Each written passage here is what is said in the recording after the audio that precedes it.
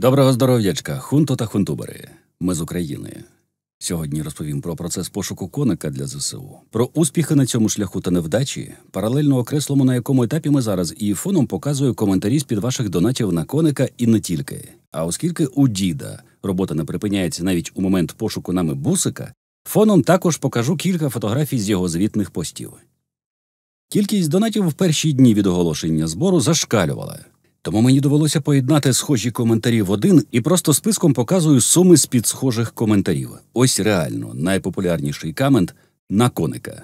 Усі суми система переказує у гривні, тому не дивуйтеся, якщо біля свого коменту ви бачите не євро та не долари, які ви переказували, а гривні. Курс у системи хороший, самі побачите, тому всі суми одразу показуються у гривнях. Це, до речі, зайвий доказ, що система працює з будь-якими валютами та з будь-якими картками будь-якої точки світу. Єдиний нюанс, про який багато хто забуває з поспіху, це вибір зручного для вас виду переказу. Там потрібно натиснути на кнопочку, вибрати найзручніший і вже по ньому робити донат. На сьогоднішній день ви зібрали сильно шестизначну суму, трохи за 400 тисяч. Точніше сказати зможу після того, як коник буде вже частині, і я зможу випустити фінальний звітний ролик, тому що частина з донатів, що показується, вже вирушила діду особисто, 7230, якщо бути зовсім точним. Це ваші вітальні донати діду з днем народження. Якась частина відкладена в банку для потреб діда, там же під 100 тисяч трохи не дістає, плюс до всього донати постійно приходять ще й виводяться частинами, а ще я вже замовив, проплатив і отримав такі штуки.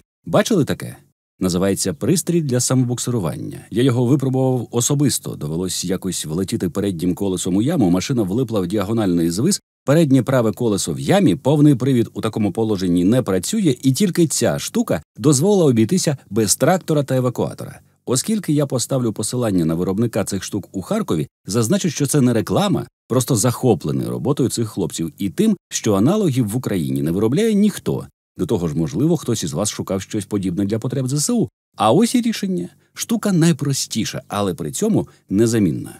Один кінець кріпиться на передньому колесі, а другий за дерево чи стовп. Сідаєш за кермо і починаєш підгазовувати на першій передачі. Ця стрічка намотується на колесо, тим самим замінюючи собою лебідку та витягуючи машину із бруду чи ями.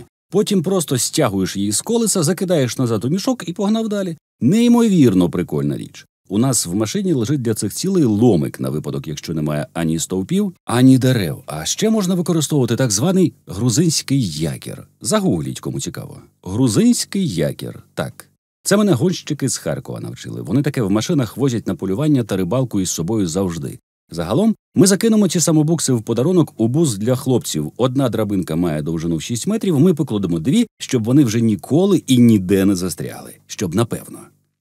Тепер про складності при пошуках коника. Це ще задача, люди. Ось відкриваєш пошук по Польщі, Чехії, Німеччині, Норвегії, Швейцарії, і тобі здається, що весь світ перед тобою, і що ти можеш уже завтра потішити хлопців течиком, так?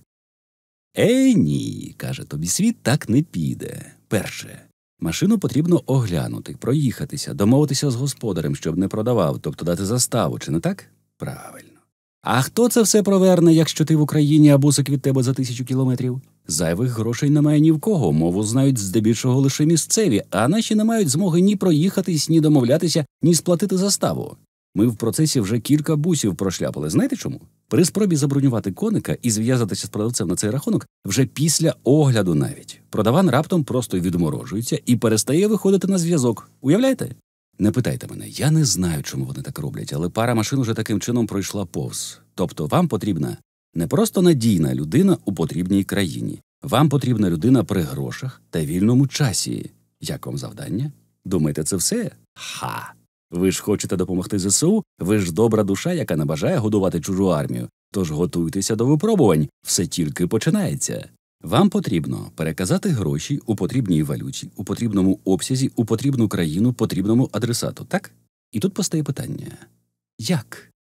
Як перевести валюту з гривневої картки, якщо купувати валюту не можна, заборона НБУ? Знімати за кордоном гривню можна лише в обмеженому ліміті 50 тисяч на місяць і знову таки. А де ви знайдете українця у Польщі, який має можливість розрахуватися на місці з продавцем готівкою, а потім уже розбиратися з вами? Не забувайте ще один момент – шахраї.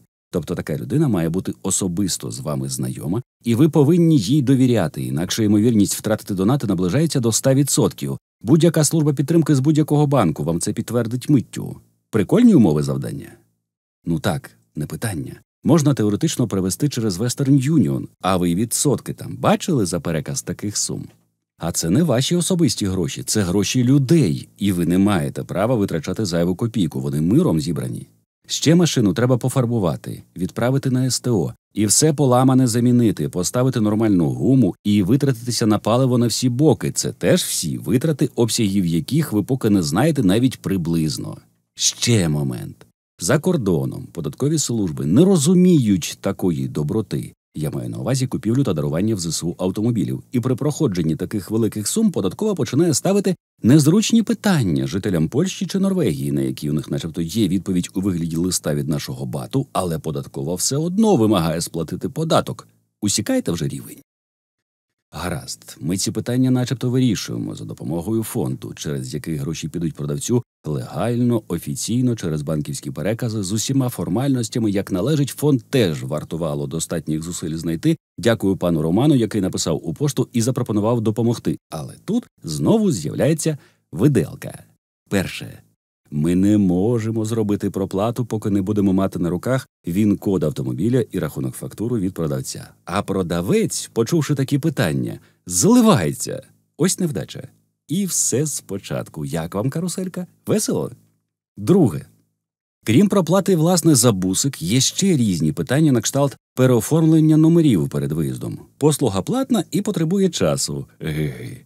Переоформлення власника, бо сам продаван не бажає їхати на кордон на бусику, що продається, резонно не плануючи витрачати на це ні час, ні сили, у нього все добре, це ж не він на нулі під Черніговом стоїть. Знайти час на перегін, людину на перегін, на оформлення всього цього, а ще так все устаканити, щоб усі учасники процесу були в цей момент вільні і могли одночасно з'їхатися до одного і того ж пропускного пункту, щоб потім прокотитися з вітерцем 700 кілометрів до Києва. 10 літрів на сотню, 70 літрів за ціною 57 гривень за літр солярки – це 4 тисячі гривень на секундочку. Ні, ну як вам цей балет? Голова ще не крутиться від потоку інформації? А такий момент. Якщо машина просто ввезена до Польщі, наприклад, але не зареєстрована ще там, то вона не може своїм ходом їхати ні до кордону, ні далі. Її можна перевозити або на лафеті, тобто на евакуаторі, або переоформлювати на польські номери, а на кордоні вже ставити на чорні номери нашої частини. Ця радість теж коштує грошей та часу. Ось несподіванка. Звідси випливає ще один факт. Якщо ви купуєте машину в Німеччині, то територією Польщі вона повинна їхати на евакуаторі. Своїм ходом нізя. Це ж не Африка, закон є закон. Скільки вартують покатушки евакуатором? Ой-ой. Ось тому я й говорю, що ті люди, які женуть машини для ЗСУ з Європи, найсправжнісінькі герої. І це ще зачекаєте, це ж ми ще не знайшли власне коника, не побачили його технічний стан, не поставили його на підйомник, не оцінили вартість ремонту і від фарбування далекі як банкова від реальності. А скільки ще питань попереду виникне? Хто знає? І яких питань? Ніхто здаватися не збирається, і після кількох обломів сьогодні людина поїхала дивитися ще одну машинку. Якщо все зростеться, то до кінця дня у нас будуть хороші новини. Будемо дивитися і обов'язково потім прозвітую про те, що сталося. А поки що зафіксуємо історичний момент всього цього. У якому проміжку часу та подій ми зараз перебуваємо? Під Високопіллям, що під Херсоном, наші хлопці тримають не котел, а напівкотел. Але суті це не змінює. Росіяни не отримують жодних поставок, бо наші міцно контролюють ситуацію. Після вчорашнього підписання угоди про вивезення зерна з України Чорним морем, яке вигідно всім, у тому числі і нам, московити його порушили, вдаривши по тих самих об'єктах в Одесі, з яких зерно мало почати вивозитися. Ніхто не сумнівався у подібному розвитку подій, були лише питання, як саме росіяни порушать угоду. Тепер ми це знаємо. Комусь полегшало? У Корбана забрали та не повернули документи на кордоні. Порушено Конституцію України, згідно з якої громадянство України не можна відібрати інакше, як за згодою громадянина. Наскільки мені відомо, Корбан такої згоди не давав. За фактом гарант Конституції сам її порушив. Знову. Це вже вкотре. Хтось рахує? Триває повільне видавлювання росіян зворотним ходом. Розслаблятися дуже рано. Підтримуйте своїх і всіх наших. Не падайте духом. Поборемо. Слава Україні! Слава ЗСУ! Зробіть донат на перемогу, посилання в першому коменті. Зробіть репост, звісно, підпишіться, тиснувши червону пімпочку, щоб стала сіренькою. Потім дзвоника, виберіть усі нагадування, не вішайте носа, і буде нам перемога.